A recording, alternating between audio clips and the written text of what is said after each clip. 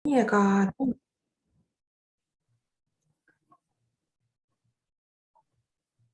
tundub, et me võime alustada, et kui tuleb juurde, siis saab sujuvalt igaüks liituda. Et tere kõigile minu poolt ka. Kas ma olen kuulda praegu, eks ole? Väga hea. Ma olen Lea siis Elvast ise ja me juba kuulsime, et meid on üle Eesti igalt poolt.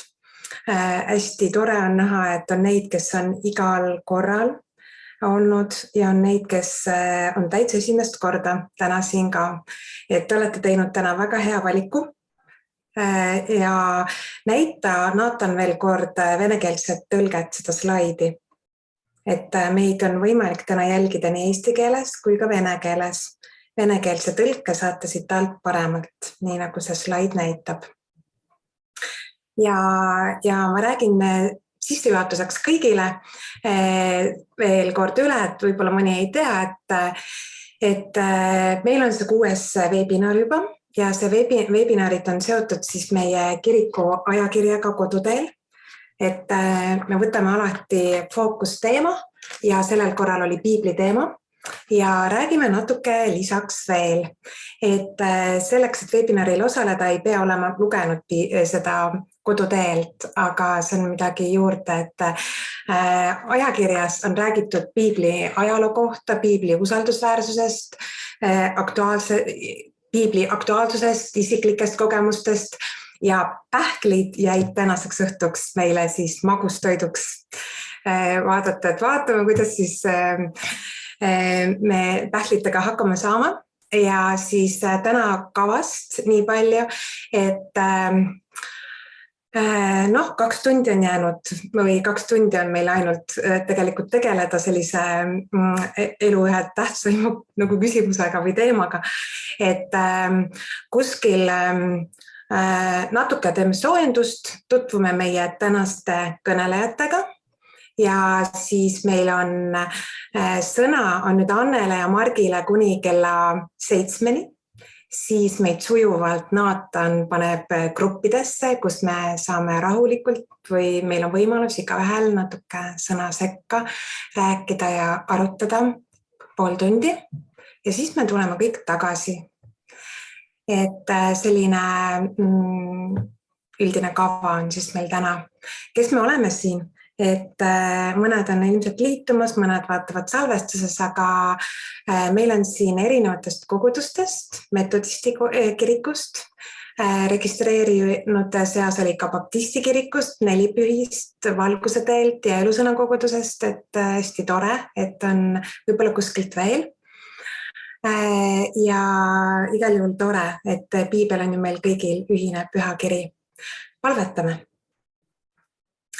Jumal, ma palun, et sa võiksid juhtida tänast webinari ja ma palun, et sinu püha vaim tõesti võiks meie südametes teha tööd, et võiks avada meie südamed, et see igatsus sinu pühakirja uurida võiks suureneda igal päeval. Jumal, ma palun tõesti, ole meiega ja muuda meid tänasel õhtul. Õnnista väga ka Marki ja Annet, kui nad kõnelevad meile. Ole meiega tänasel õhtul. Aamen. Nüüd on selline ülesanne, et otsige, võib-olla on teil käeulatuses või kuskil näidake oma piiblit. Kas teil piibel on olemas kuskil lähedal? On 2 tükki koguni. Võtke 2 piiblit. Mul ei ole vist, mul peaks väga pikk olema see käsi, et teist piiblit leida. Nii, ja annan veel. Kellel kaamerat ei ole sees, võib kaamera sisse ka panna, muidu on väga raske nagu näha. Nii, hoiame kõik piiblit korraks veel üleval. No ja ma saan aru, et võib ka olla mobiilis ja arvutis see piibel. Nii tore, et on eestikeelseid ja venekeelseid. Kiiresti kirjakohad kätte, kirjakohad saab kätte. Ja, just. Aha, ja vaat kui erinevad on piiblid meil, eks ole. Ja seest on nad tegelikult ühesugused, aga kaaned on erinevad. Okei, nii. Võite panna tagasi laua peale ja meil on üks väikene soojendus, enne kui me läheme tänase ettekande juurde. Ja Naatan, äkki mõned soojendusküsimused, et nagu suudaksite piibli teemasse minna. Saate vastata. Esimene küsimus, mitu salmi on piibli kõige pikemas peatükis? Saate teha vastata, võib-olla teate une pealt, võib-olla peate natuke mõtlema. Siis mis sõnaga lõpeb piibel? Tehke oma valik. Kes on öelnud fraasi piiblist? Kas Jumal on tõesti öelnud? Kas see oli Nikodeemus, Madu või Hiob? Ja millal ilmus esimene terviklik eestikeelne piibel, see tähendab siis Uus ja Vana Testament koos? 739.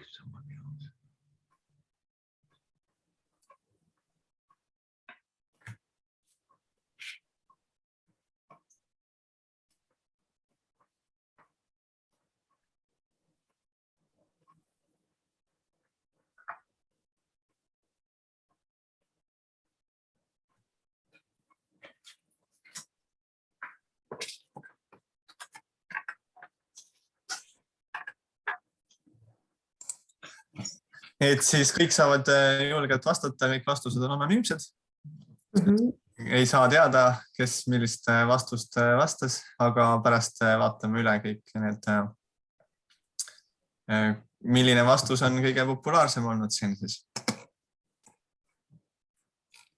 Populaarsem ei pruugi olla õige, et ma siis kommenteerin ka.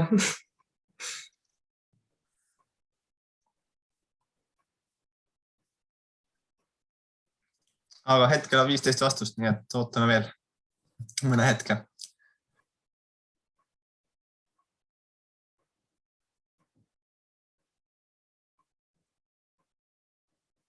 Tere veel kõigile meiega liitujatele, kes on tulnud natuke hiljem.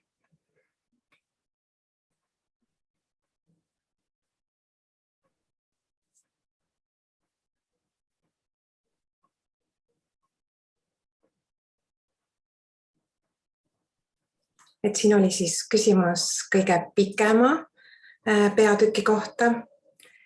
Siis oli millega piibel üldse lõpeb. Vaatame, et kes on jõudnud piibli lõpuni või on jäänud kuhugi veel pooleli. Siis on üks fraas, mis on ka meie reklaami peal olnud, et kes seda ütles.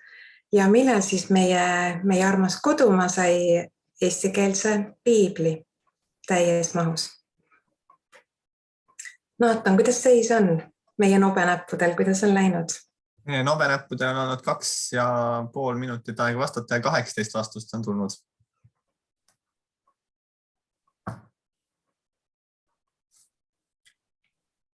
Ootame võib-olla viimased 15 sekundit, nii et ja siis vaatame tulemusi. Üks vastus tuli juurde.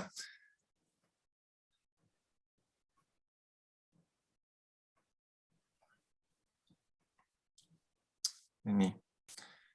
Ja siis need, kes jõudsid, need jõudsid ja vastused on siin teie ees.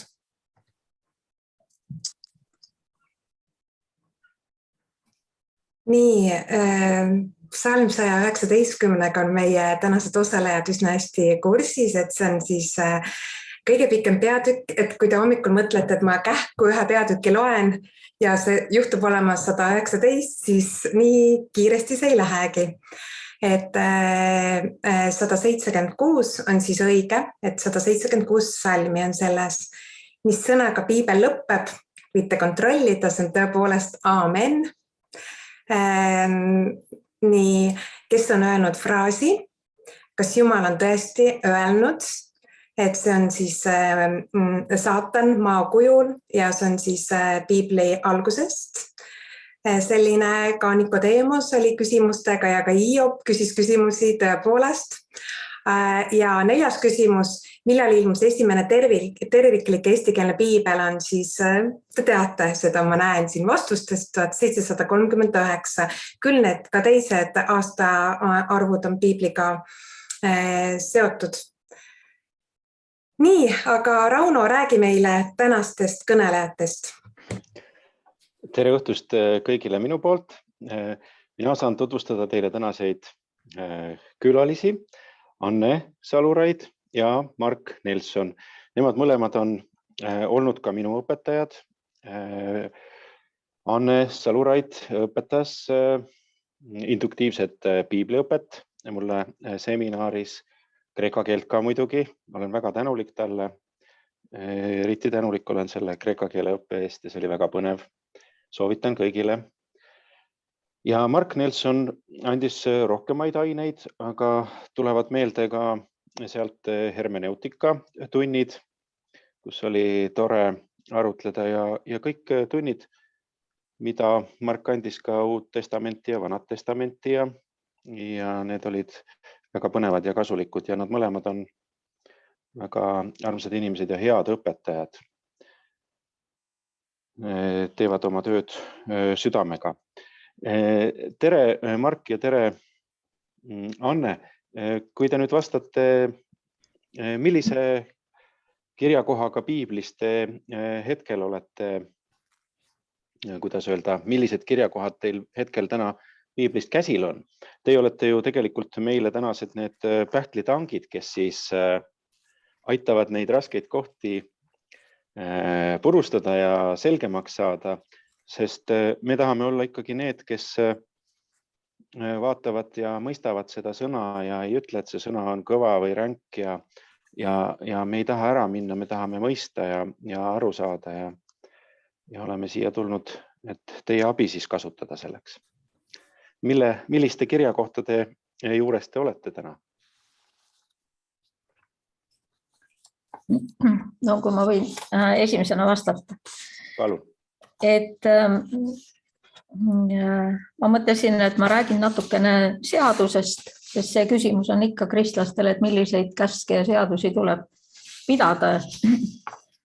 Siis oli veel küsimusi, ma võtsin need, mis inimesi nagu huvitas ja oli just konkreetselt see, kuidas naised peavad meestele alluma. Aga siis kindlasti on väga huvitav siiski ka, mida ma tahaksin puudutada lühidalt, olid see surnute eest ristimine ja siis oli veel oli 1. Peetruse 3.18.21, seal oli ka, kuidas selle Jeesus, kas ta läks alla kuskile surmavalda või ei läinud. Mõni sõna võib olla Rooma 8. peatüki 1. salmist, need on hästi lühikesed niisugused, kuidas öeldakse, kommentaarid. Ja kui aega jääb, siis võib-olla ka natukene, kuidas tuleks üleüldse läheneda lõpuaja teemale. Aga Anne, milline on sinu lemmikkoht olnud läbi aja piiblist? Kas sul on midagi esile tuua? Jaa, on küll ja ausalt öeldes see on ka jäänud seepärast, et minu meelest see on üks niisugune põhimõtteline küsimus üleüldse kristlase jaoks ja see on see uue loodu salm Galaatia kirjast. Galaatia 6 ja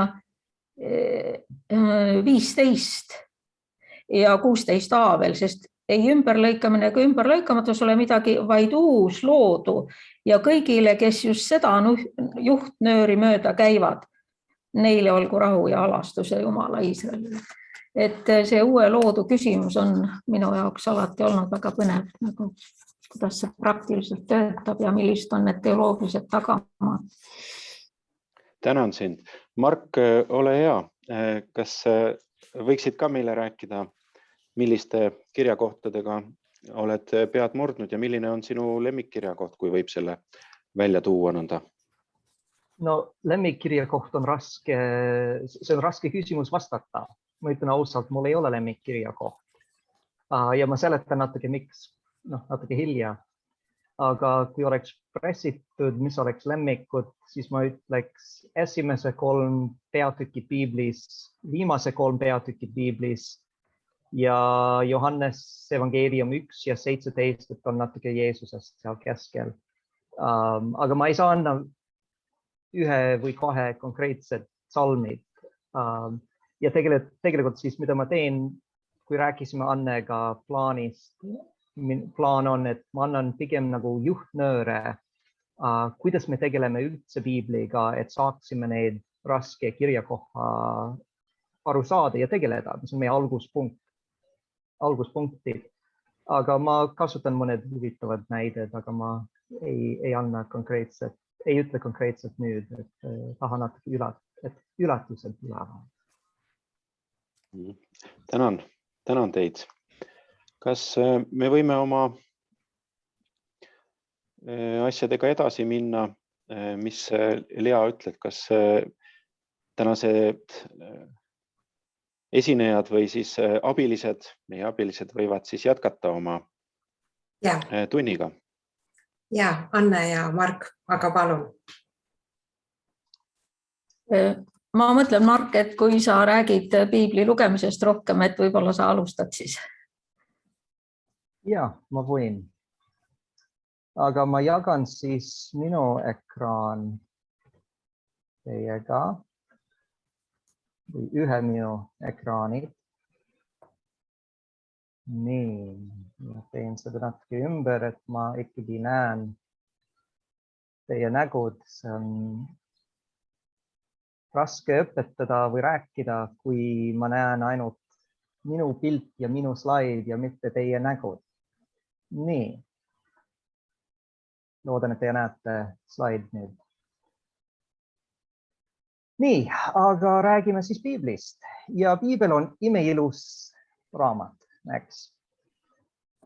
On nii palju ilusad salmid, mida võiksime jagada sõpradega. Ja kui te olete nüüd siin kõik online'i, siis ilmselt te olete natuke internetti kasutanud ja võib-olla Facebookis või muud sotsiaalmeedias. Ja kui lihtne see on jagada salmid, näiteks on nii ilusad salmid, näidata maailma, et oleme lahked ja hallastajad ja saaksime näidata salmid, mis lihtsalt ütleb, kuidas Jumal tahab meid õnnistada. Ja võiksime väga lihtsalt üks salm korraga terve evangeeliumi kuulutada Facebookis. Ma laenatasin neid Facebookis või internetis ja ilmselt olete sarnased näinud kõik need ilusad salmid. Piibel on täis ilusad salmid, näiteks õnnis on see, kes võtab su väikesed lapsed ja rabab nad vastu kaljud. Oota, kas see on vigu? Kas see tegelikult on piiblis? Ja tegelikult on piiblis. Meie jagame meie lemmiku salmid piiblis, meie lemmiku piibli salmid Facebookis, aga tegelikult ristiusu vaenlased jagavad ka nende lemmiku piibli salmid Facebookis, näiteks see. Ja nad ei näita nii ilusad asjad, et kuidas see on võimalik. Et võib-olla ristiusk ei ole täis armastusega. Oi, see läheb veel halvem. Mida me teeme? Me ei saa ütle nendele, ei tohi neid postitada. Sest kui meil on õigus postida meie lemmikud, neil on õigus seda ka teha. Ja need salmid on piiblis. Mis näitab, et mida ta näitab, see on kohutav. Kui ma ei tea, kas see loeb nagu kohutav, aga kindlasti palju inimestele see loeb nagu täiesti mitte vastuvõetav. Siis mida me teeme? Mida me teeme need salmidega? Vastus on tegelikult päris lihtne.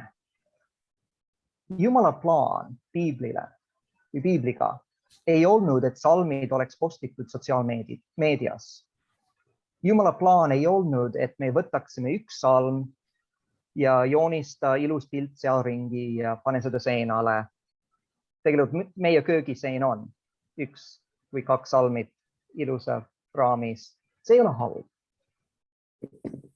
Aga kui see on meie põhiviis, kuidas me tegeleme piibliga, et võtta üks salm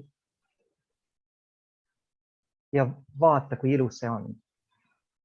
See tegelikult ei olnud Jumala plaan, kuidas kasutada piiblit. Aga see kahjuks mõnikord ja mõnede inimestega see võib-olla võiksime öelda, et see on kõige levinud viis, kuidas piibel on kasutatud. võtta üks salm välja, vaata, kui imeilus see on, mõtiskleda seda üle. Aga siis, mida me teeme neid teist salmid? See ei ole tegelikult nii ilus. Mida me teeme nendega? No vastus on väga lihtne. Esimene, kõige lihtne vastus on, et piibel on raamat. See tähendab, et iga salm on raamatu osa. Ja võib-olla see oleks lihtsam, kui kasutame hoopis teist näide. Näiteks, kui ma võtaks paar sõnad ilma mingi kontekstita. Näiteks, oleme Tallinnast. Mida see tähendab? Või kas see tähendab midagi? Kas on aru saadav? No, lisan 2 veel sõnad meie saarlastele. Oleme Tallinnast, me maksame. Nüüd, mida see tähendab? Kui sa tunned filmi, siis sa saad aru, mida see tähendab. Kui sa tunned film piisavalt hästi, siis ainult neid 2 või 3 või 4 sõnad on piisav ja sa saad aru, see terve loo. Aga kui sa ei ole filmi näinud, nägin, Nathan reageeris ja ma mõtlesin, kas noorem põlvkond tunneb see film üldse. Kui inimesed ei ole see filmi näinud, siis need sõnad ei tähenda mitte midagi. Aga kui sa oled film piisavalt läbi vaadanud, siis sa saad aru, et on terve loo selle fraasi taga. Ja on vaja terve loo aru saada, kui sa tahad see ühe lause aru saada. Ja nii on täpselt sama piibliga. Iga salm on vaja lugeda konteksti sees. Iga salm on osa terve piiblina. Siis näiteks palju inimestele lemmiksalm. Mitte Anne Saluraidi lemmiksalm, seda ma tean. Aga no, mõned inimestele see on ju nende lemmiksalm. Mida me teeme sellega? Naised olgu kus. Aga ei saa võtta vaid üks salm ja ehita selle peale mingi lossi. On vaja lugeda terve piibli. Kui sa tahad aru saada, kuidas see üks salm mahub või tuleb kokku piibli terve sõnumiga, siis teen küsimus ja mõned teie on minu tudengid seminaris, mõned olid minu tudengid seminaris, siis vaatame, kui tark te olete. Mõned võib-olla kuulsid seda, kui ma ütlesin seda eelmisel aastal ühes seminari tunnis. Kui palju head naisprohvetit on piiblis? See oleks hea viktoriini küsimus. Kui palju head on mõned valeprohvetid, kes on naised piiblis? Kui palju head naisprohvetit on piiblis? No, on Mirjam, Deborah, kes on ka kohtumõistja, Hulda ja 100 abikaasa on nimetatud prohvet, Anna ja siis Philippusel on 4 tütreid, kes on kõik prohvetid. Siis kokku, mida ma olen lugenud, on 9 head naisprohvetit piiblis. Lisaks mõned valeprohvetid, kes on naised, aga me räägime nendest. Nii, siis mul on küsimus teile. Kas on võimalik prohvet olla, kui sa ei tohi rääkida? Kas see on võimalik? Ma ei kujuta ette, kuidas see oleks võimalik. Sest prohvet on inimene, kes räägib Jumala sõna, räägib autoriteetiga ja tegelikult pole üldse oluline, kas ta kirjutab või räägib suuliselt. See on väike detail. Ikkagi ta annab sõnum ja kõigil on vaja seda kuulda. Ka mehed peaks seda kuulda. Ei saa prohveti olla. Kui sa, et prohvet olla tähendab, et sa räägid autoriteetiga, sest sa räägid Jumala sõna. Ja mehed peaks kuulda prohveti sõna. Lisaks on Uues Testamentis on meil üks väga oluline naispiibli õpetaja. Paulus töötas temaga koos, tema nime Priscilla ja ta oli piibliõpetaja ja töötas Paulusega koos. Siis, mida me teeme? Siin meil on kokku 10 naisprohvetit, piibliõpetaja. Anne võib-olla leiaks paar veel nimed, et list oleks natuke pikem, aga siin on 10. Ja siis meil on 1. Korintus 2:12, tegelikult on ka teine salm, 1. Timoteus. Nüüd on 1. Korintus 14.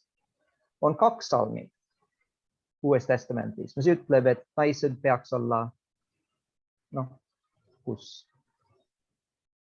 Aga siis meil on 10 head naisprohvetit, head naispiibliõpetajad.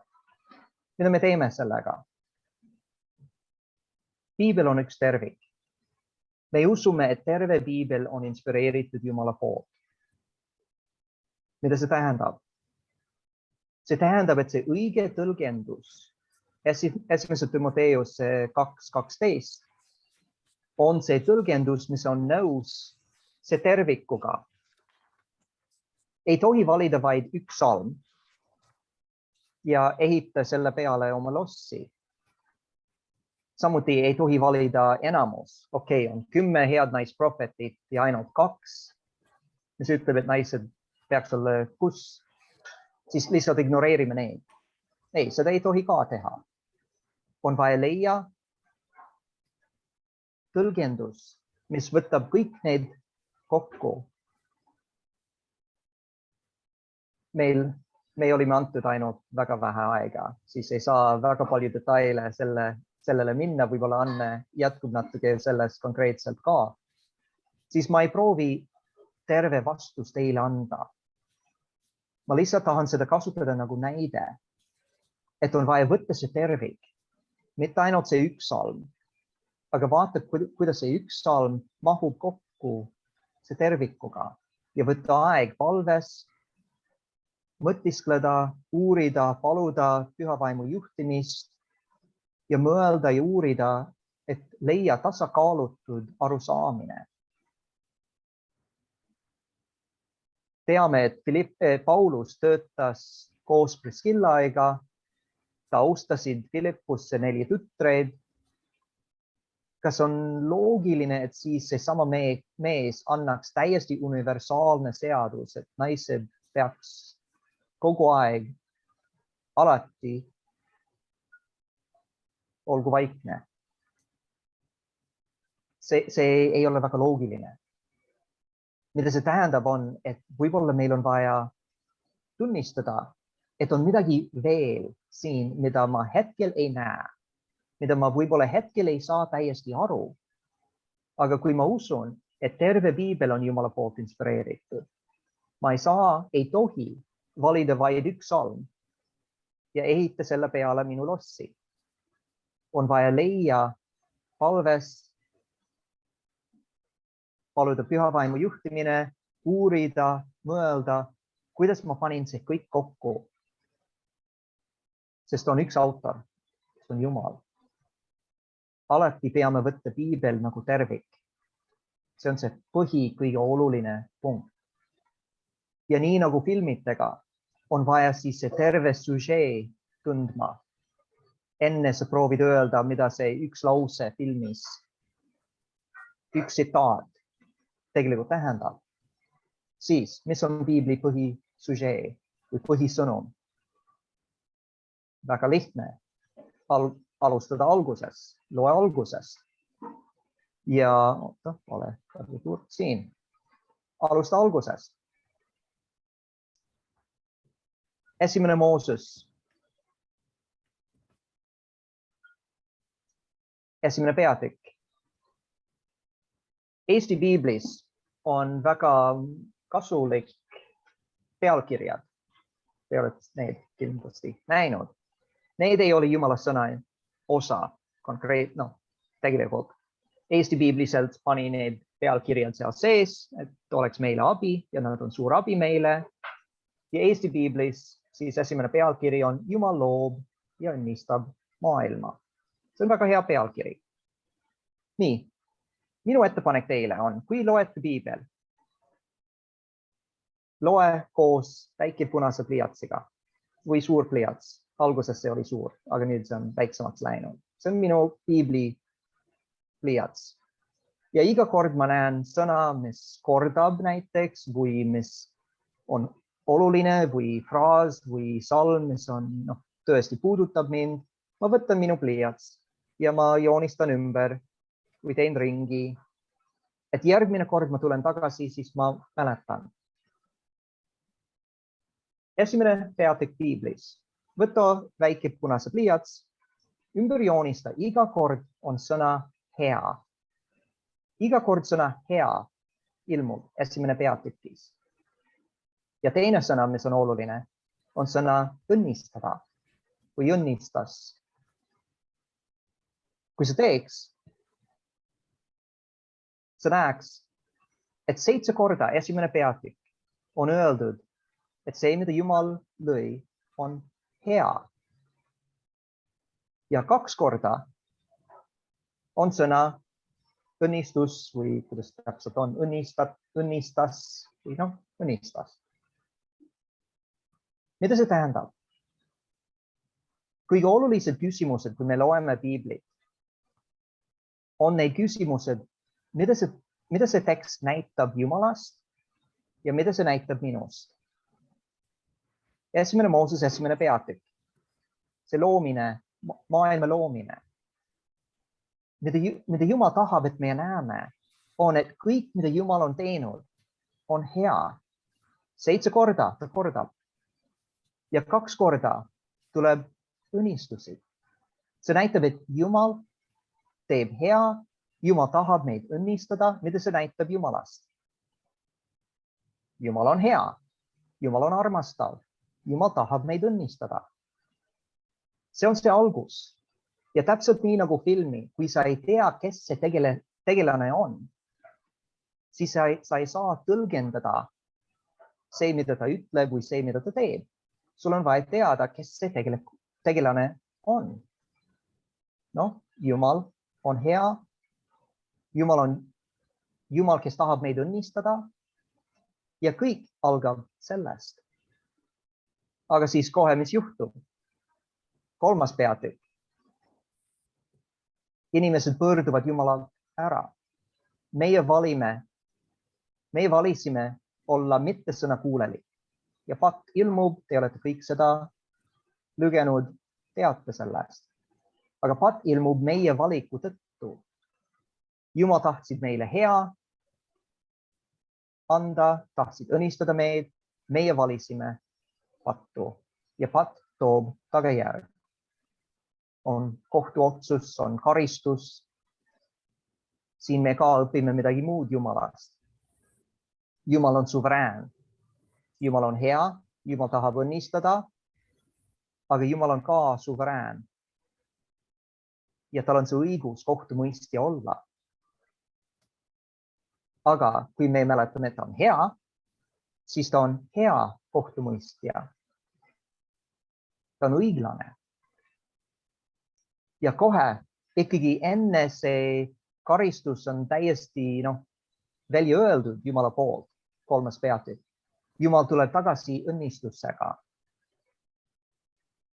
Ja kui loeksime edasi, meil ei ole aeg sellest, aga kui loeksime järgneva 11 peatükki, me näeme muster, mis kordab. Jumal tahab meid õnnistada, aga meie oleme sõna kuulmatu.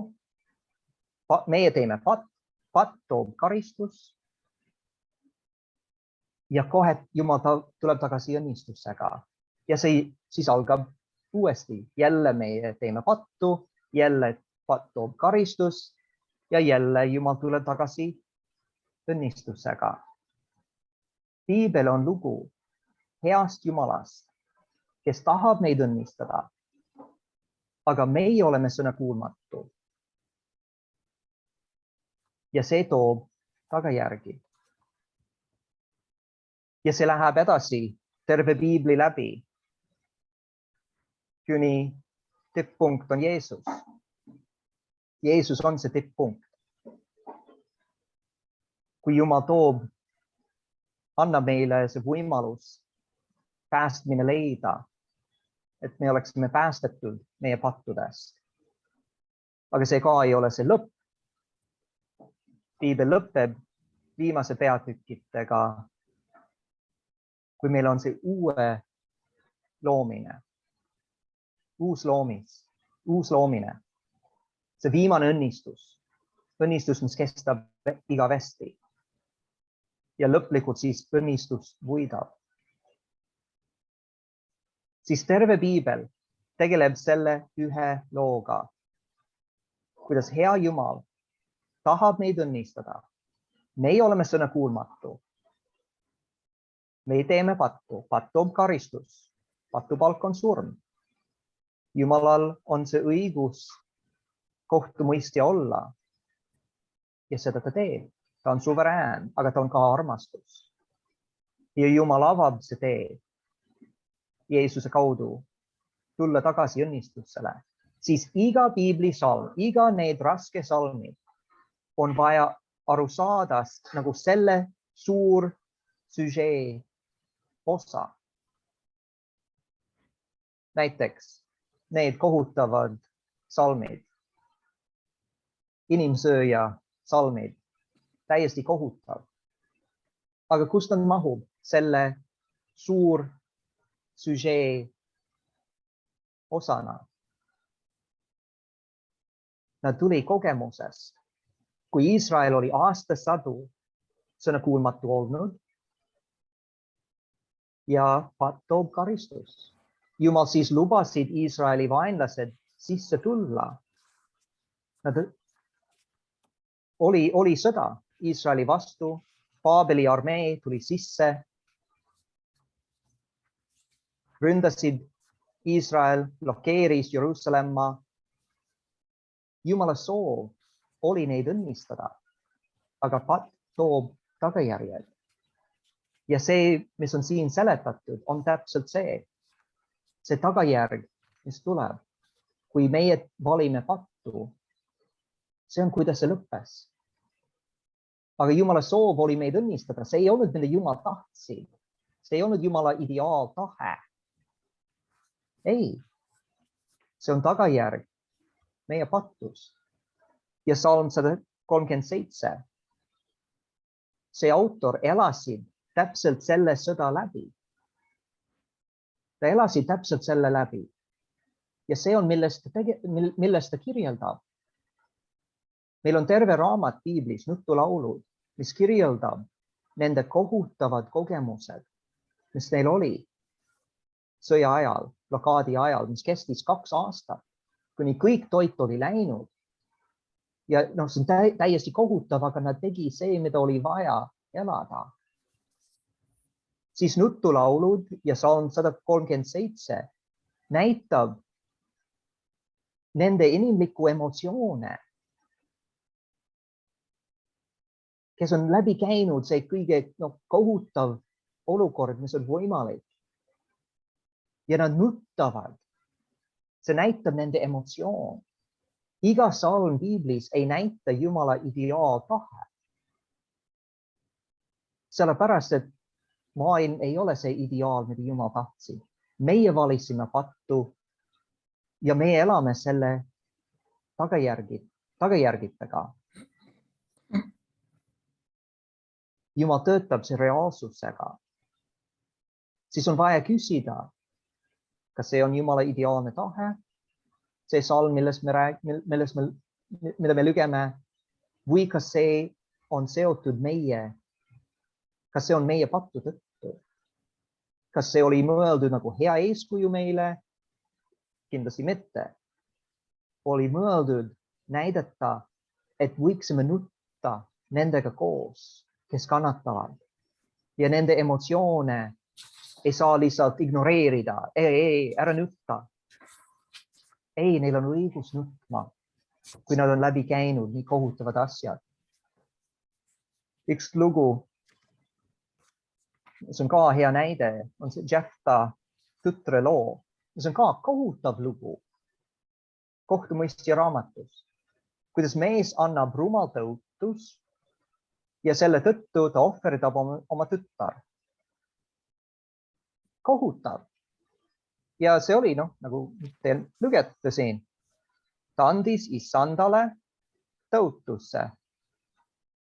Aga oota, kas Jumal kunagi palus seda?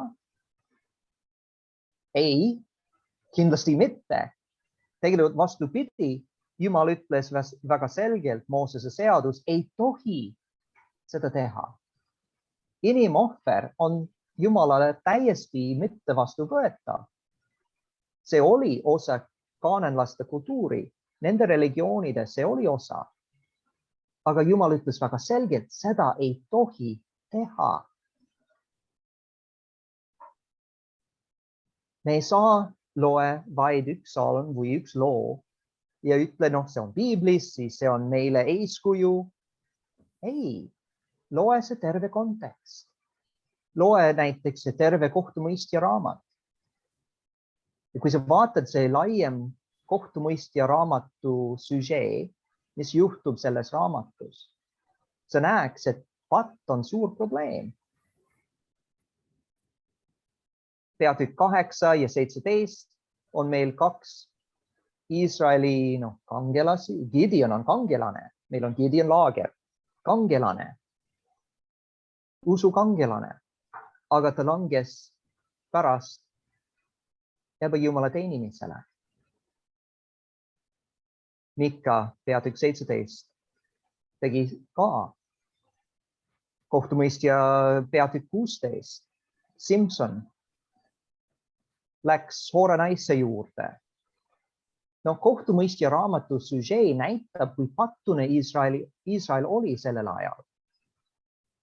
Siis kui loeme lugu nagu Jefta, kes ohverdab oma tütar, meil on vaja lugeda seda koos kõik muud pattuga piiblis.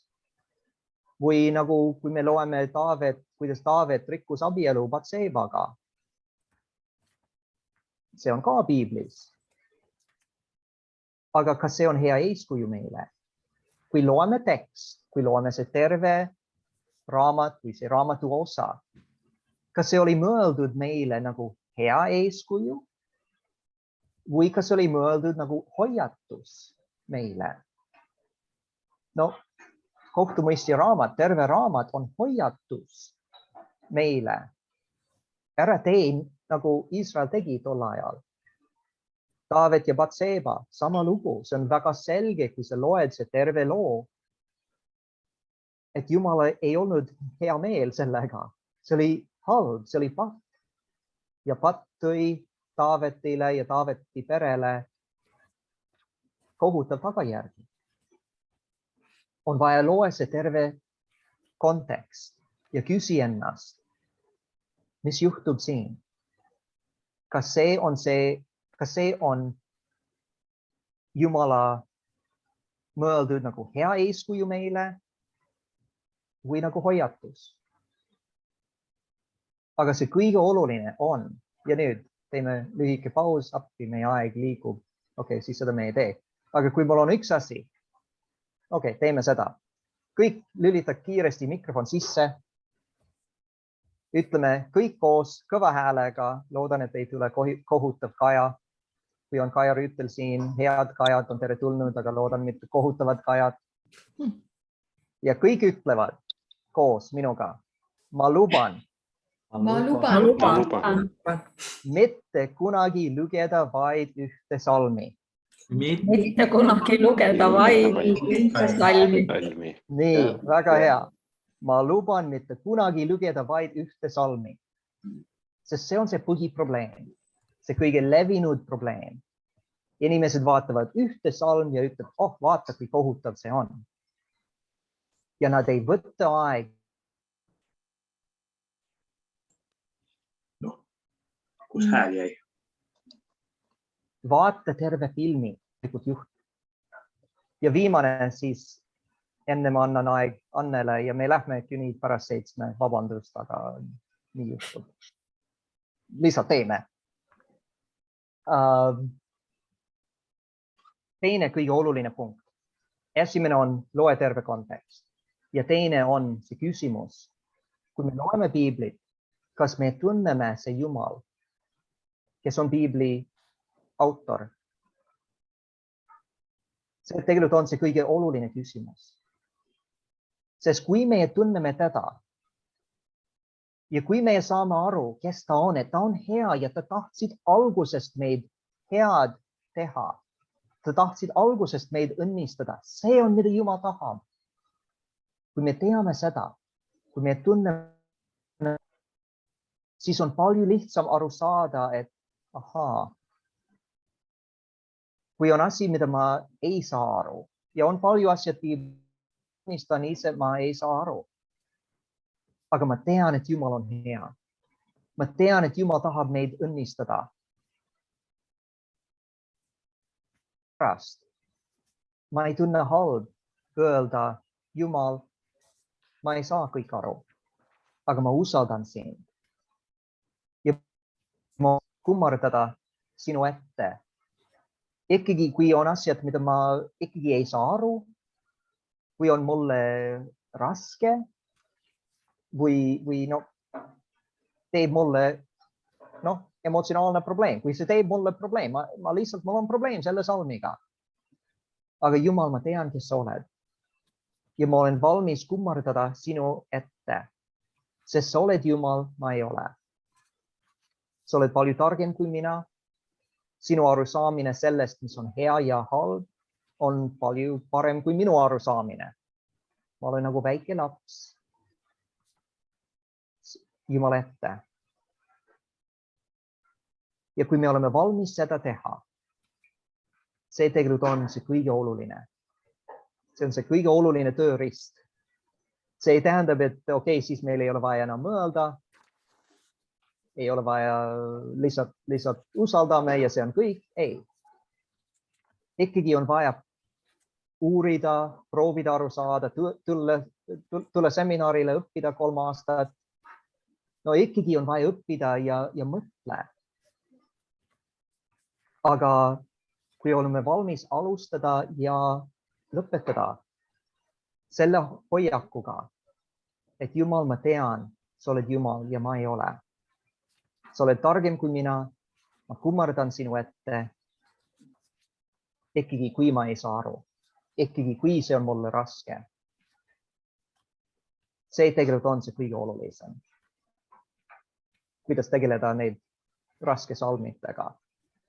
Nii, siis minu poolt on kõik, ma läks üle, ma vabandan sellest. Anna mulle andeks. Mina annan sulle küll andeks, ma pean küsima nüüd, kas ma 10 minutiga saan hakkama. Aga Mark tegi väga hea selle just ülevaate sellest, kuidas piiblit lugeda ja kuidas üleüldse mõista, nii et ma siin ei lisa midagi juurde. Ei lisa siia tõesti midagi juurde, aga võib-olla ehk ühe asja, mis on väga oluline, et meie oleme siin 21. sajandis ja rõhutatult individuaalses, elame nagu individuaalsust esile toovas elukäsitluses ja sellepärast siis see perspektiiv on ka niisugune mina. Aga piibel on kirjutatud siiski niisuguses ajastus, kus ühiskond on kollektiivne ja mitte individuaalne. Et iga inimese kohustus oli tol ajal ikkagi hoolt kanda selle eest, mis on kasulik perekonnale, mis on kasulik kogukonnale, mis on kasulik sinna sugukonnale ja isiklikud huvid olid ikkagi tagaplaanil. Nii et see on ka, kui me piiblit loeme, et siis me katsume minna sellest perspektiivi ka. Et esimesel kohal on minu perekond, minu kogukond ja siis, kui on võimalik, siis alles ma ise. Aga kui Mark siin juba naiste vait olemisest või rääkimisest rääkis, ma lihtsalt tahaksin natukene tausta lisada siia, et see Korintose koguduse juhtum, seal tegelikult ongi nõndaviisi, et seal on mitmeid küsimusi Korintose koguduses, et siis me peame ka vaatama ja mõtlema, et mis kogudus see oli, ehk peame lugema piiblivälist kirjandust. Aga ka piiblis tähendab Pauluse enda tekstidest tulevad välja, et mis probleemid seal olid. Põhiliselt olid need ilmalikud inimesed, kes teenisid teisi jumalaid ja tulid pöördumisele. Nii et Korintose koguduse juhtum tulenes ilmselt siis sellest, et koguduse olevad naised olid suures osas paganad. Võib-olla osalenud ka preestrinnadena pagana kultustes, kus oli naistel suurem vabadus end väljendada kui ühiskonnas üldiselt. Sellepärast, et ühiskond ikkagi eeldas neilt tagasihoidlikkust ja eriti just avalikus ruumis vaikimist, olgu siis tänaval või turul või kuskil seltskonnas. Nii et kui oli vaja rääkida väljaspool kodu, siis mees teinekord ikkagi suuremas osas rääkis naise eest või siis, kui ei olnud naine abielus, ütleme, oli noor tütarlaps, siis kas tema vend või tema isa. Nii et üldiselt oodati seda, et naine on ja naine käis alati ka paar sammu mehest tagapool, nii et niisugused olid siis kultuurilised kombed. Nii et siin võib-olla on lihtsalt see küsimus, et kas nüüd Paulus ütleb allaheitlik olla nüüd koguduse üldisele korraldusele või siis oma mehele. Et siin on see asi, mille üle ka on palju kirjutatud, aga lõpuks võib ütelda nõndaviisi, et päris selgust ei ole kellelgi, ühelgi autoril ja samas tegelikult ei anna ükski uuring päris selgelt vastust, milline see olukord koguduses oli, et mis pärast siis teatud põhjustel Paulus seda ütles, samas ta kutsub üles absoluutselt kõiki ka profeteerima ja ka keeltega rääkima juhul, kui on tõlgendajad. Nii et selles mõttes on tõesti, nagu Mark ütles, et ei ole küsimus selles, et naised üldse ei oleks võinud kõneleda. Nii et võib siis arvata, et siin ei ole küsimus selles vait olemises, vaid küsimus on mingisuguses spetsiifilises probleemis, mida ei ole siin kõneldud või kirjutatud, kirja pandud ja sellepärast annab see alust ka mitmesugusteks erinevateks tõlgendusteks. Aga sõnal piiblis on ka natukene erinevat kaalu, selles mõttes kaalu, et mõned asjad on nii nagu ikkagi, et ühest küljest on see Jumala sõna, aga Jumala sõna antaksegi ikkagi edasi inimeste kaudu, kultuuri kaudu ja sotsiaalsete normide ja muude selliste asjade kaudu. Nii et siis on otsene sõna nagu teoloogiline tõde, no näiteks lugu Kristusest. Siin ei anna midagi teisiti tõlgendada, kuivõrd ainult üht viisi. Sest nagu kui me hakkame teisiti tõlgendama, siis me läheme juba rappa või see, et Jumal on looja või et Jumal on tõde ja nii edasi. Samuti on, aga siis on ka universaalne sõna, mis on lahus ajastust. No näiteks Jumala seadused ja käsud. On asju, eks ole, mida me täidame, on käske, mida me täidame, on seadusi. Aga tõsiasi on see, kui me räägime üleüldse käskudest või seadustest, siis me peame alati ka lähtuma jälle Jumalast. Jumal, kes on kõige algus ja kõikide asjade looja, siis tema annab ka seadused, tema annab ka käsud. Ja selles mõttes on need ka alati head, need on armuvahendid, need on üles ehitavad ja reguleerivad inimeste omavahelist elu ja eelkõige suhet Jumala endaga. Ja tihti siis küsitaksegi, et kas kristlane peab pidama Moosese seadusi ja kui, siis milliseid, välja arvatud 10 käsku, et see on muutunud juba üldkultuuriliseks, nii et tegelikult kõik kultuurid peavad vähemalt seda käskude viimast osa ära tappa ja ära varasta ja ära rikku abielu, nii edasi. Aga piibel siiski teeb vahet vastuvaieldamatud seadused ehk käsud, näiteks nagu 10 käsku. See tähendab seda, et nende üle ei arutleta, nad on vastuvaidlematud. Kui Jumal niimoodi ütleb, siis nii ka on. Ja üldjuhul on nad siis ka igavesed seadused. Nii et ka näiteks Iisraeli rahvaga tehtud igaveste lepingutega seotud ümberlõikamine ja hingamispäeva pidamine on vastuvaidlematud. Ta ütleb, et te peate neid pidama. Jumal ütleb, te peate neid pidama. Samuti ka vere ja lämbunu söömise keeld. Nii et juudid tegelikult täidavad neid käske tänase päevani ja üldjuhul, nagu ma ütlesin, on need siis käsud ja seadlused igavesed, näiteks ka paasapüha pidamine.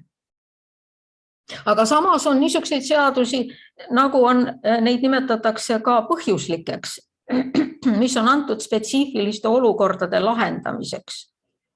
Ja Moosese pärast Siinai lepingu vastuvõtmist Moosese teises raamatus on neid, või jah, teises Moosese raamatus alates 21. peatükist on neid väga palju, just need regulatsioonid nii-öelda, aga need samas on ometigi põhjuslikud seadused. Ja tegelikult, kui me vaatame, kui Jeesus diskuteerib variseide kirjatundjatega just peamiselt niisuguste seaduste üle, kas seal on see käte rituaalne pesemine või halastusteod, paganatega suhtlemine, nii et niisugused asjad, et nad ei ole otseste selliste käskudena, nagu on näiteks 10 käsku. Aga mõnele inimesele annab Jumal ka väga isikliku korralduse, nii et mis ei puuduta kedagi teist, vaid kui ainult teda ennast. Ja see, mis puudutab nüüd meid, kes me oleme nii-öelda paganad või mitte juudid, siis mis meilt tegelikult siis oodatakse, kui kristlastelt esimesel sajandil siis tuli kokku Jeruusalemma kogu nõupidamine ja pani need kirja. Need on siis kirjas Apostlite tegude raamatus 15 peatükk, salmid 19–20. Ja seal on siis nendele öeldud nõndaviisi. Nii et kui me võrdleme nüüd neid juute ja võrdleme siis paganaid, kes on kristlaseks saanud, et siis neile on öeldud, et neile, kes paganate seast pöörduvad Jumala poole, ei valmistataks raskusi, vaid neile tuleb kirja teel teatada, et nad hoiduksid ebajumalate rüvedusest ja pilastusest ning lämbunu loomadest ja verest. Sellepärast, et Moosesel on ammusest ajast kõigis linnades küllalt kuulutajaid. Nii et siis need on nagu sellised. Aga millised nüüd üldiselt on spetsiifiliselt Iisraelile mõeldud, millised paganatele kohustuseks, on ilmselt siis ka kiriku traditsiooni küsimus.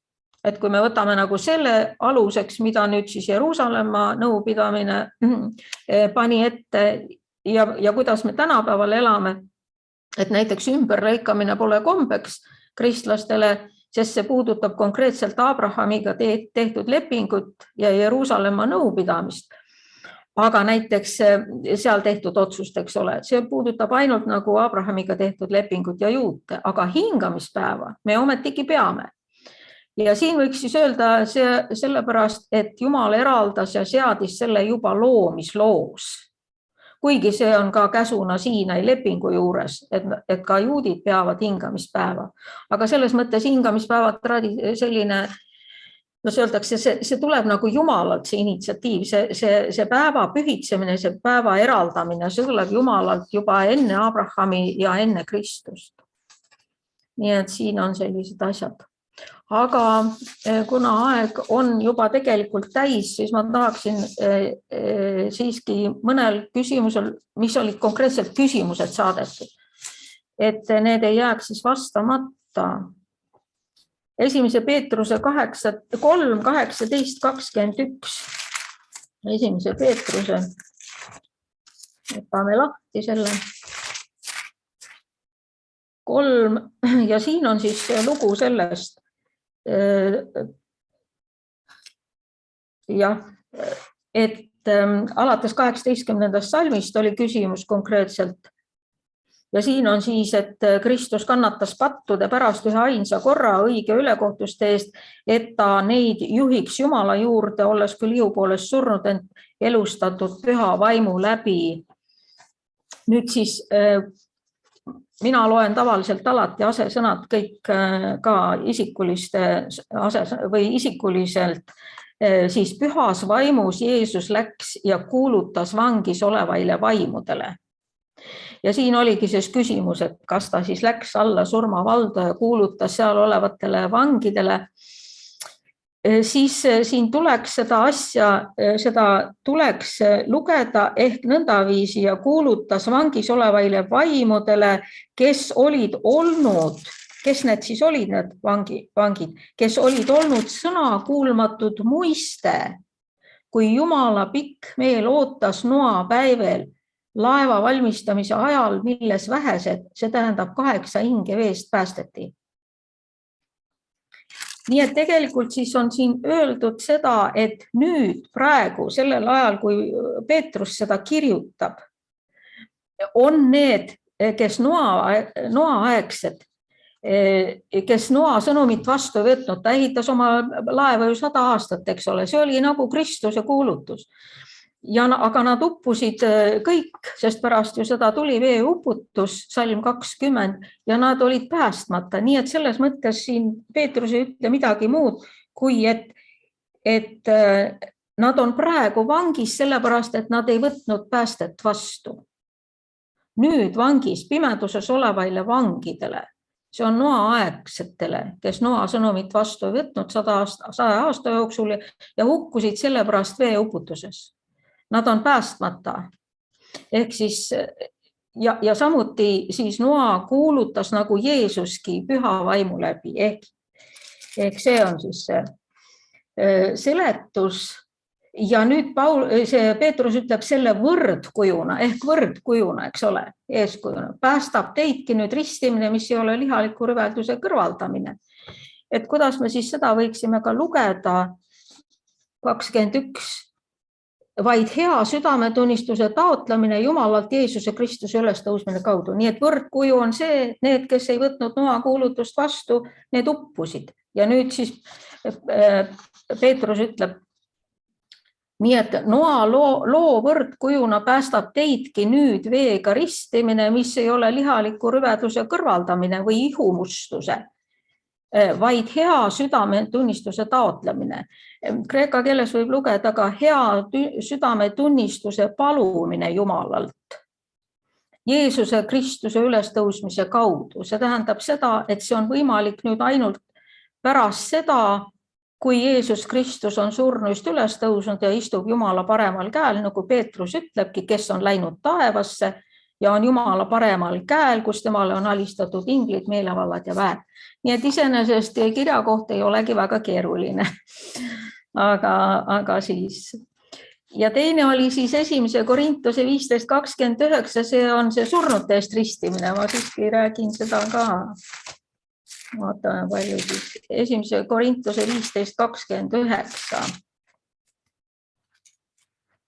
Ja seal on siis öeldud niimoodi.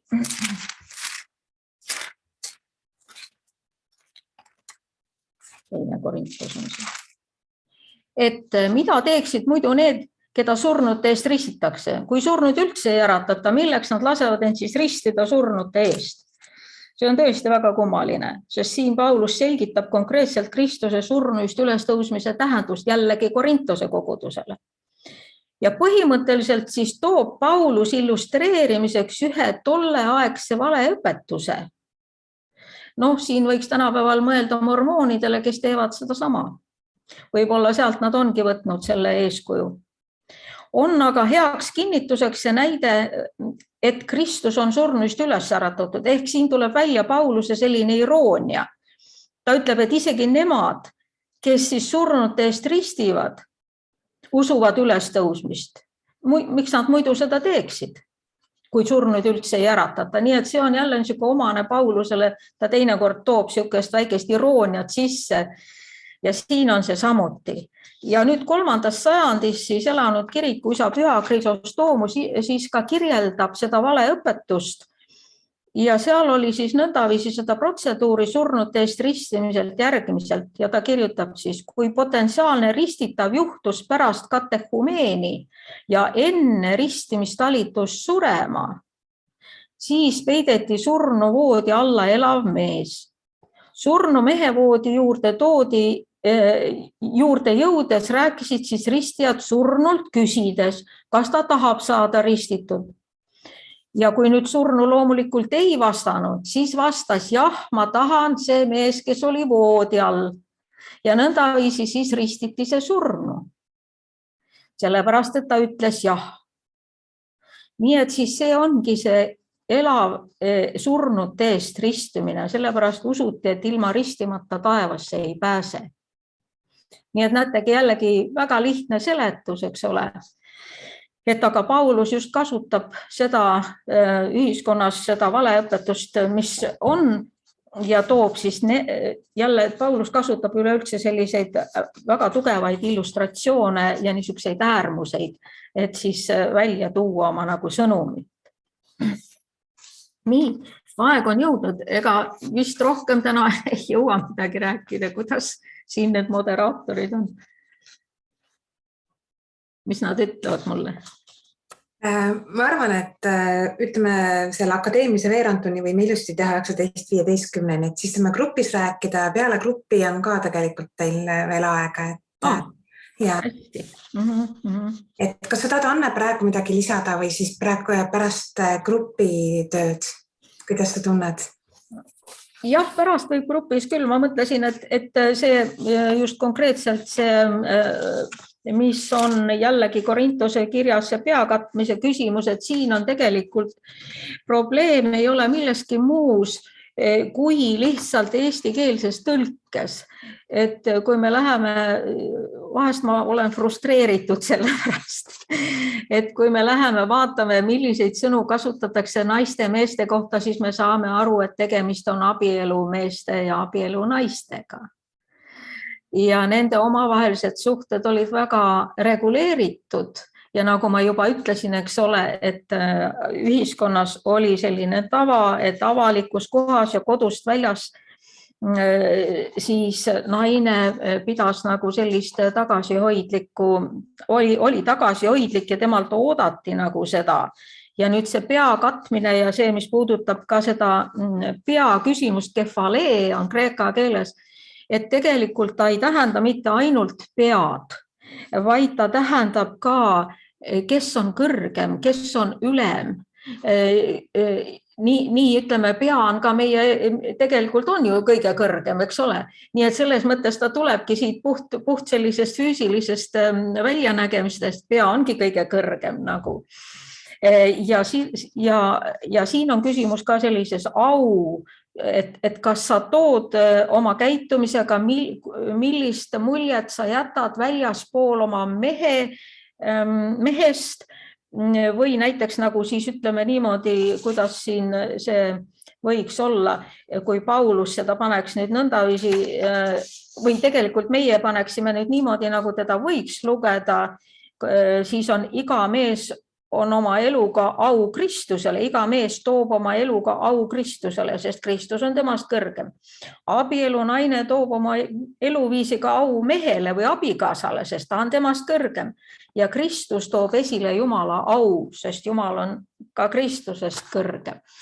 Nii et siin on sellised küsimused, aga ta on palju sügavam ja Paulus toobki siin kokku sotsiaalkultuurilise ja teoloogilise, mõlemad ta toob kokku, nii et ta ei ütle, et jah, pane rätik pähe või linik pähe, vaid ta toob sisse selle teoloogilise probleemi või selle küsimuse, väga kenasti selgitab teoloogilise mõõtme, et inimene on Jumala imago või nägu, on naine või mees nagu Kristuski on Jumala nägu.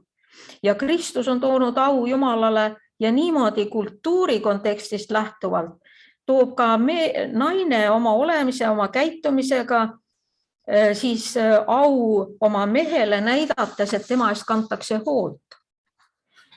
Ja sellepärast see niisugune ihu metafoor, kui Jeesus räägib kogudusest, on parim. Tema on, eks ole, ju koguduse pea. Ja mida siis Kristus teeb, kui ta koguduse pea on? Olles, ta ütleb niimoodi, et ta hellitab, toidab nii nagu Kristus kogudust. Nii et tegelikult siin on see küsimus, et Paulus tõstab mehe seisusesse, nii nagu peab olema. Ja sellega ta kaitseb nagu naist. Nii et siin on sellised küsimused tegelikult sisuliselt, et ta ütleb nii nagu Jumal on kõige kõrgemal ja tema kannab hoolt oma laste eest. Niisamuti on Kristus kogudusest kõrgel ja kannab hoolt oma koguduse eest. Mida ta teeb? Ta toidab seda, ta on koguduse pea ja nõnda kogudus alistub siis Kristusele ja sellisel viisil. Nii et näete, siin ei olegi nii need asjad ühekülgsed, nagu Mark ütles, eks ole, kui me võtame ühe salmi ja lähtume ainult sellest, teadmata seda tausta, teadmata konteksti, mis seda ümbritseb, et siis sellisel juhul me jõuamegi selliste arusaamisteni, nagu meil tänapäeval on, eks ole, et naised istugu viimases pingis ja olgu vait ja pangu veel rätika pähe. Nii et niisugused need mõtted olid, siis mul siin on neid küll veelgi, aga loomulikult ma saan aru, et meil on. Nii et ma praegu lõpetan sellega. Aitäh! Väga huvitav on olnud. Ma kohe mõtlesin, et kui võtta nüüd Piibli äpp kätte, siis siin võiksin olla sellised nupud, et kui tuleb mingi salm, millest aru ei saa, et siis helistan Markile või helistan Annele ja arutame natuke seda kirja kohta ja siis loeks edasi. Aga praegusel juhul veel ei ole sellist eestikeelset äppi ja me esialgu saame nagu rühmatöös natuke vestelda. Et kes meil rühmajuhid on? Nathan.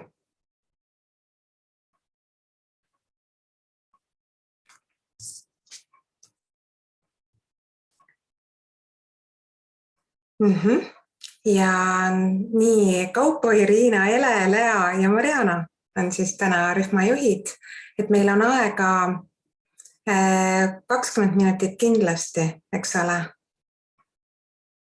Et kuidas me teeme 20 minutit, eks ole, Mariana? Ma arvan, et 20-25 võib-olla isegi niimoodi. 20 minutit. Teeme 25. Vaata, meil on siin selle läbirääkimised kiired ja me saime 5 minutit juurde. Nii, Marianale tasub helistada, rääkida läbi ja siis lähme rühmadesse.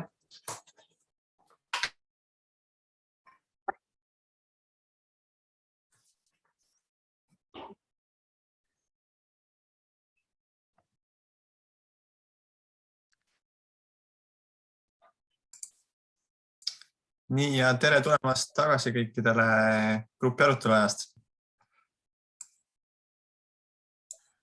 Meil kahjuks lõppes ja sekundi pealt, aga mis seal ikka ilmselt kõigil?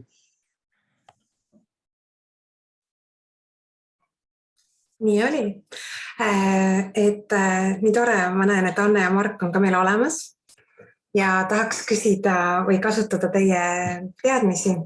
Et ilmselt tuli teil küsimusi rühma arutelus ka, aga kuidas me saaks teha, kas me äkki kirjutame üldchatti need küsimused, et siis saab siit järjest kohe vaadata, millele me tahaks nagu vastuseid, et meil on selleks praegu aega ka vähemalt 10 minutit. Et ma teen soojenduseks, meil tuli üks küsimus, et kuidas nende numbritega on, et näiteks see 40, mis läbi Piibli läheb 40 päeva oli Jeesus kõrbes ja et kuivõrd nagu on see nagu inimeste poolt pandud need numbrid ja kuivõrd on see nagu Jumala poolt? Mida on palju asjad, mida võiksime öelda sellest ja võiks tegelikult on olnud mitmed raamatud kirjutatud sellel teemal, siis me ei saa väga selge lõppvastus anda nii kiiresti. Mida ma ütleks on, et on väärt märkida neid numbreid, sest see iidne kultuur, kus Piibel oli kirjutatud, nendele need asjad oli oluline. Ja nad tihti kasutasid seda nagu viis, kuidas märkida, et siin on mingi side, et siin on mingi ühendus. Et näiteks kui Iisrael oli 40 aastaid kõrbes, siis Jeesus algab ta on ristitud, algab oma töö ja ta läheb 40 päeva kõrbusse üksi olla.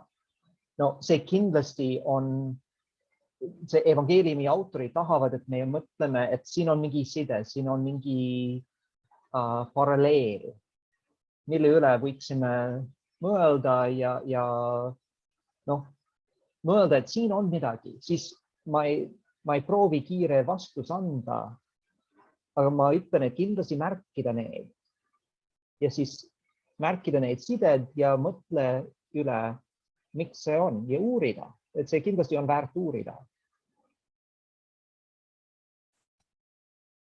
Ma ei tea, Anne, kas sa tahad see lõppvastus anda, kõik see numbrite paralleeli?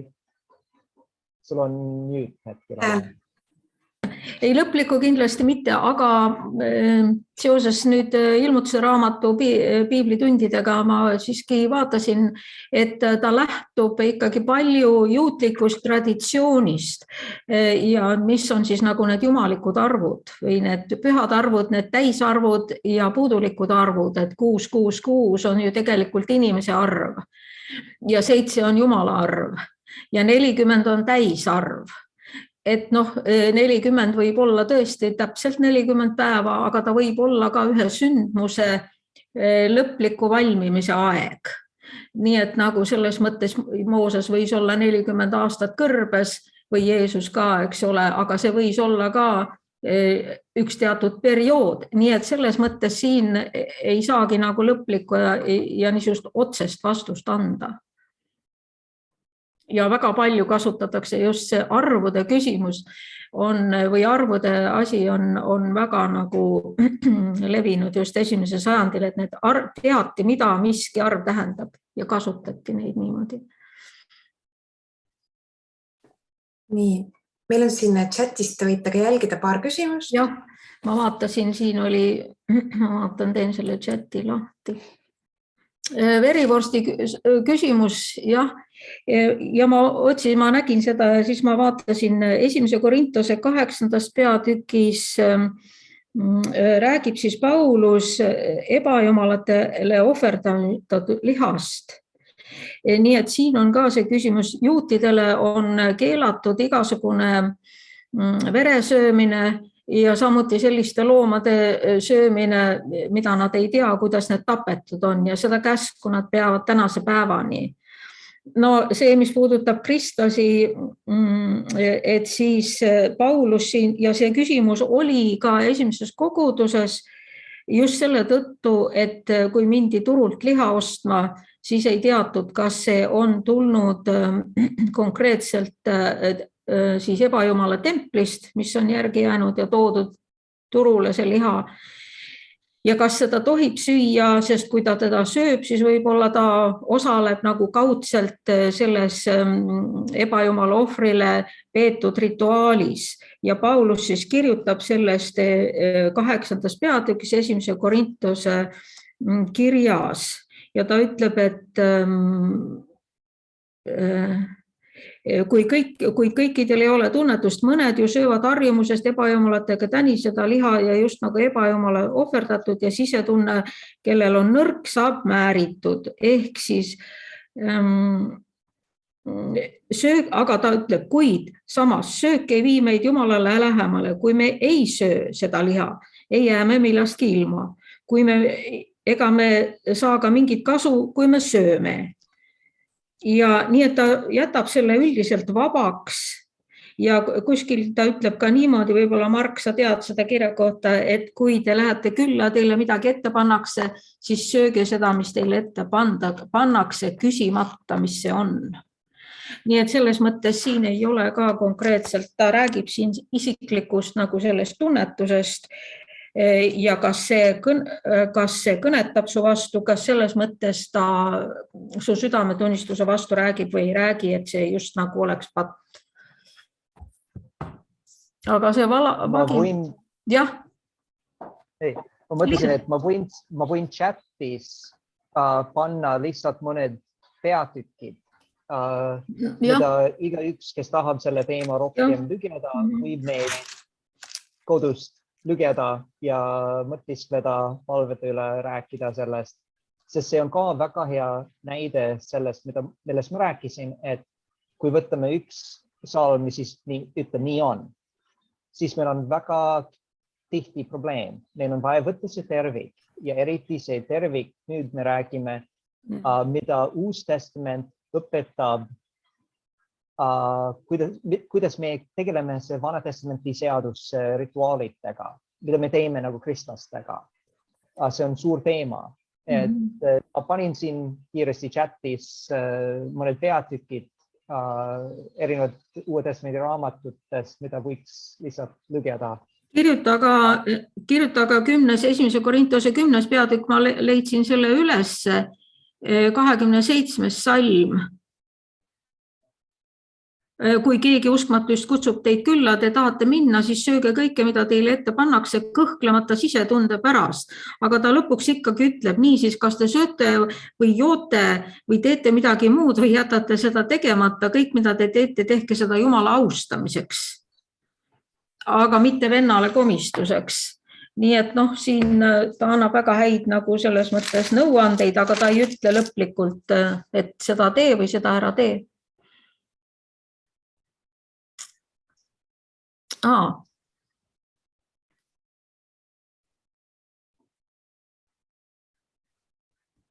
Siin oli üks küsimus oli veel, et piibel käsib armastada vaenlast, aga kuidas kristlasena käituda nüüd sõja olukorras näiteks oleks? Ja sellele küsimusele oskab Mark vastata väga hästi. Ja okei, ma proovisin trükkida, aga ma trükkisin vale. Rooma 24 ei eksisteeri. Ma parandan seda. Nii, see sõja teemal.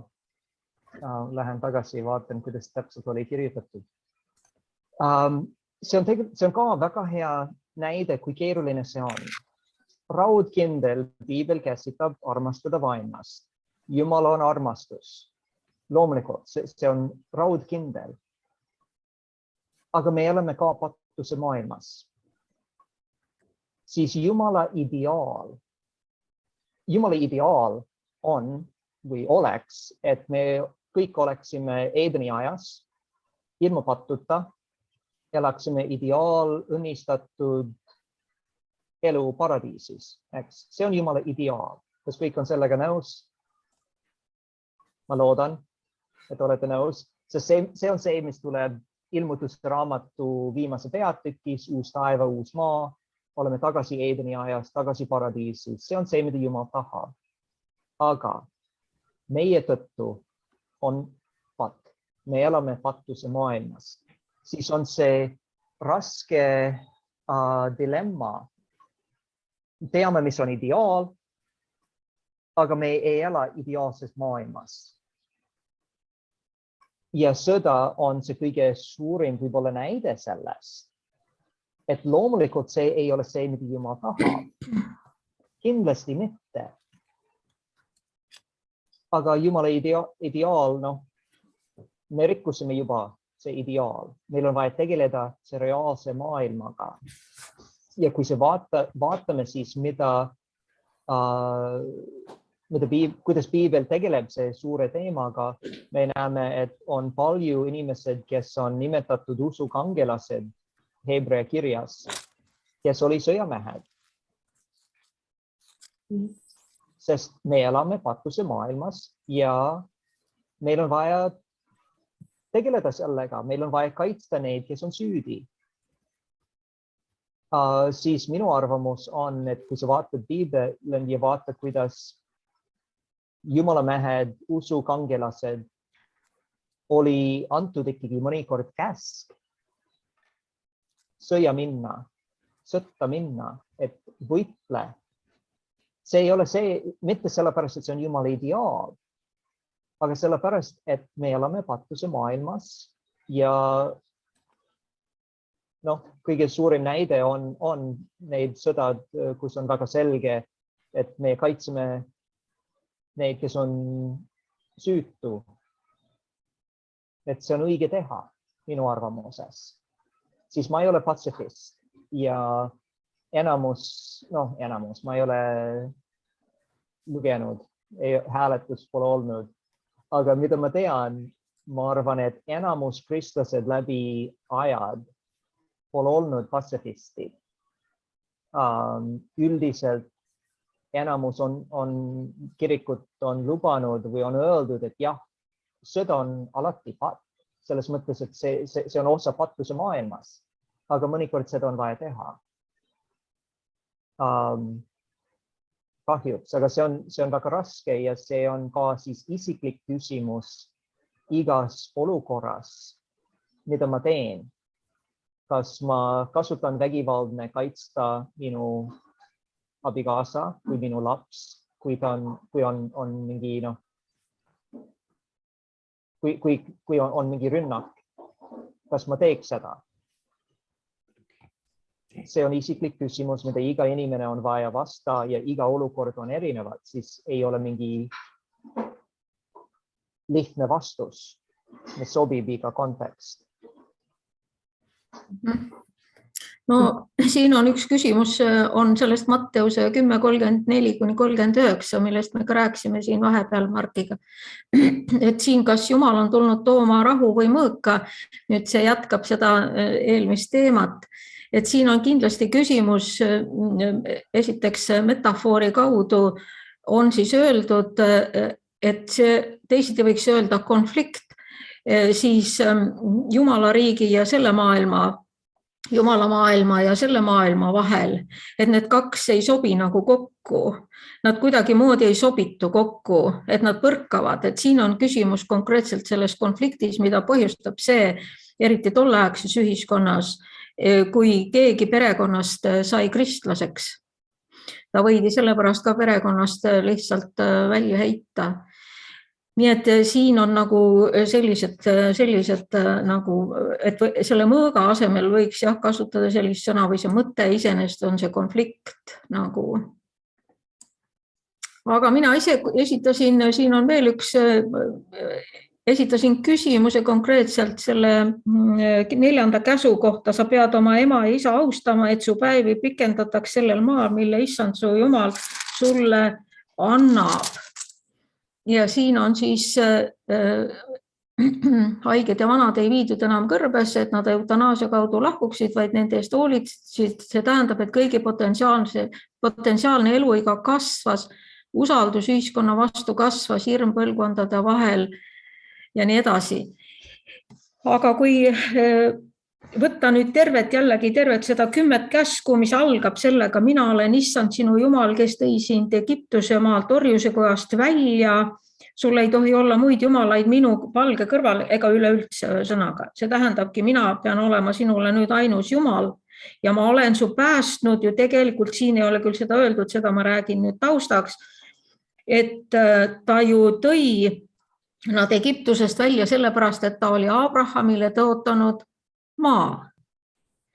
Ja nüüd ta ütleb, aga siin kõrbes ta annab selle seaduse, ehk Siinai lepingu teeb nüüd terve rahvaga, mitte enam Abrahamiga üksi, vaid terve rahvaga. Ja sellepärast tuleks siis võib-olla seda lugeda ka nõndaviisi, et siin on öeldud küll sina, aga kui me räägime jälle kogukondlikust ühiskonnakorraldusest, siis see sina peaks olema, Iisrael, sa pead oma isa ja ema usku Jumalasse austama, neid seadusi järgima ja siis on sinu rahva püsima jäämine pikk. Nii et see sisu, kui võtta nüüd jälle kogu seda sündmust laialt, et siis see ei ole siin isiklikult inimesele üksikult, et siis sa elad pikalt, mis on ka tore. Ja kindlasti, kui sa ei ole ema ja isaga raksus, siis on su süda rahul ja kindlasti tervis ka parem. Aga põhimõtteliselt siin on öeldud, et siis Jumal garanteerib selle, et sa tõepoolest elad Kaananimaal, mis sulle esivanematele on tõotatud, põhimõtteliselt siis jäädki sinna elama. Aga me näeme Iisraeli rahva ajaloost, et mitu korda neid pagendati just selle tõttu, et nad ei täitnud neid seaduse, vaid läksid ebajumalate järele. See oli nagu see, miks nad sellest maast ilma jäid. Aitäh! No, väga põnev on olnud. Rauno, räägi, mida sina täna saad kaasa võtta?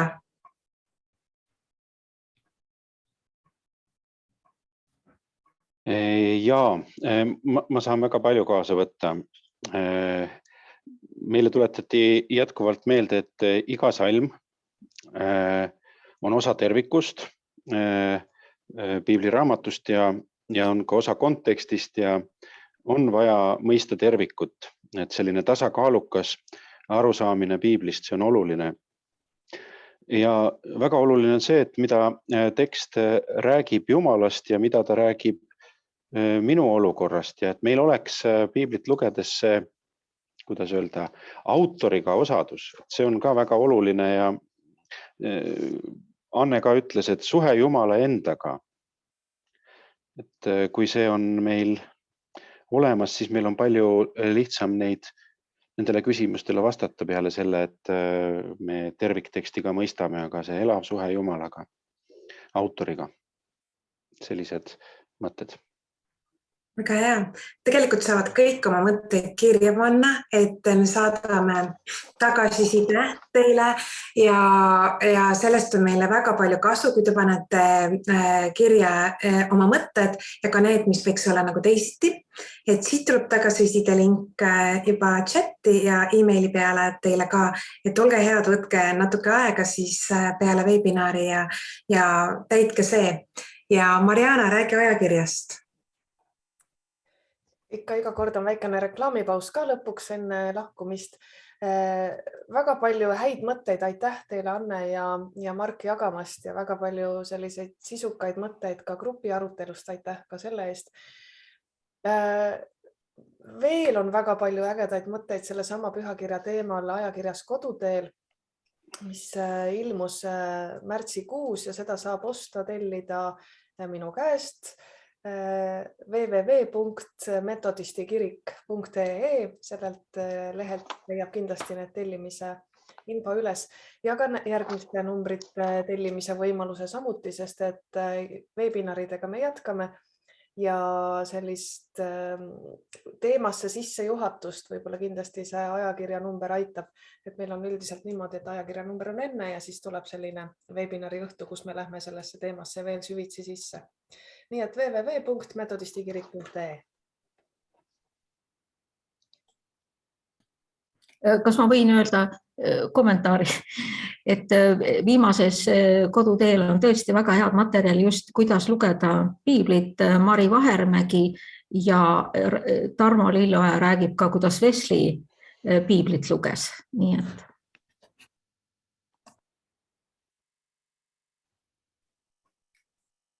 Nii, minul endal tekkis selline grupi rühmatöös kohe nagu idee, et pähklid ei hirmutaks või kust me üle ei hüppaks, vaid et võibki võtta näiteks, leidsingi ühe tühja märkmiku endal, väikese märkmiku, et teha näiteks pähkli märkmik, kuhu ma kirjutan need kirjakohad sisse, kui ma pühapäeval lähen näiteks kirikusse, siis Külli tuli vist hea ideega, et siis kohvilauas võiks arutada neid pähkleid või kuskil kodugrupis, et nad ununevad ära. Et siis on need kirjakohad meeles, et millega saab küsimustele vastused või saab lihtsalt nagu vestelda või enda mõtetele võib-olla nagu kinnitust. Et miks mitte, eks ole, midagi praktiliselt ette võtta. Aga Rauno, kas teeme lõpupalve? Kas ma võin väike reklaami teha ka? On nii palju siin, mida oleks võimalik rääkida, aga lõplikult oleks vaja seminarile tulla 3 aastat õppida, lihtsalt alustada, siis see on üks reklaam, tule seminarile õppida. Ma jagan ka, ei tahtsid terve ekraan, tahan ainult see. Näitan teile üks asi, kui ei ole näinud. Eesti Evangeelse Allianss on trükitud biibliõppe väiksed töövihikud ja ma julgustan teid, kui ei ole kasutanud, võtta nendega kontakte, võtta koopia ja kasuta seda. Sest on vaja neid pähklid, mitte ainult rääkida või mõtle oma peas, on vaja ka natuke uurida, on vaja arendada see biibliõppe kombe. Ja see on üks variant, mida võiksite kasutada ja siis ma julgustan teid seda kasutada. Ja teile, kes oskavad inglise keelt mingi määral, siin on koduleht, mida ma julgustan väga. See on lihtsalt bibleproject.com ja neil on väga hea videod, mida võiks näha. Neil on ka biiblitunnid, mis on ka tegelikult nad kasutavad neid videod ja see on väga-väga hästi seletatud. Nad tegelevad mõned väga raske teemad ja teevad seda väga-väga hästi. Ja kui inglise keelt ei ole teile ei saa kasutada, see ilmub aeglaselt vene keeles, see ilmub ka soome keeles ja on võimalik tõlkida neid eesti keelde, kui keegi on vaba aeg ja tahab seda teha, see on võimalik. Aga see Bible Project on kindlasti väärt, sest see on väga raske lihtsalt Google otsingu teha. See võib leia hea või see võib leia halb. Siis viimane reklaam on, kui teil on soov rohkem, võtta kontakt Mariannaga ja paluda kiriku poolt, sest meil on inimesed meie kirikus, mitte ainult mina ja Anne, kes saab õpetada, kellel on see oskus ja teadmist ja õpetada. Ja ma arvan, et meil on inimesed, kes tahavad aidata bibliõppega. Kõik ei saa seminarile tulla. Kui sa saad seminarile tulla, tule seminarile. Kui ei, või kui koguduses on tunne, et meil on vaja rohkem õppe, siis võtta Mariannaga kontakt ja Marianna, palju õnne Marianna, ma andsin sulle lisatööd. Aga on inimesed, kes on nõus, ma loodan, tulla ja õpetada edasi teie koguduses. Nii, need on minu reklaamid. Suurepärane reklaam, aitäh, Mark. Ilma selleta oleks olnud jällegi oluline osa jäämata. Teeme lõpupalve. Ja kallis taevaisa, armas Jeesus, hea juhtija, püha vaim. Me oleme olnud siin sinu jalge ees ja kuulanud neid mõtteid ja sina oled inspireerinud meid täna ja me oleme väga tänulikud. Jüngrid ütlesid ka, et kelle juurde me peaksime minema, et sinul on ju igavese elu sõnad ja issand, me täname selle isikliku sideme eest, mida sa meie iga üksikuga tahad luua ja palun issand, kasvata meie sees seda seemet, mille sa ise oled külvanud ja et meie sisemine inimene võiks päev-päevalt kasvada. Iga sõna, issand, mis lähtub sinu juurest, ei lähe ju tühjalt tagasi, vaid teeb seda head tööd ka meie sees ja Jumal, me oleme väga tänulikud, et me oleme saanud täna kokku sinuga, kokku üksteisega ja ma palun, issand, õnnista igat ühte, õnnista ka neid kallid õpetajaid, kes aitasid meil mõista seda sõna, issand, sinu tööriistadena täna siin ja õnnista Marki, õnnista Annet, õnnista kõiki, kes me oleme kokku tulnud, meie peresid. Me täname sind, issand, tervise eest, et sa oled meid loonud sellisena, et me tõesti võime paraneda ja me saame tänu tuua sinule ja kui keegi peaks veel hetkel täna abi vajama, siis sinu käest tasub seda küsida ja sinu poole tasub pöörduda ja tasub paluda, sest sina tahad aidata ja sinus on kõik meie vajadused täidetud, meie füüsilised vajadused, meie hingevajadused, sest sa oled esmalt küll meie hingearst, aga sa lubad ka, et meie ihu peab terve olema, et me saaksime sind teenida ja sina oled ka meid välja läkitanud, issand, ma tänan sind selle eest. See hea koostöö, issand, mis me saame sinuga teha. Sa tõesti oled vaadanud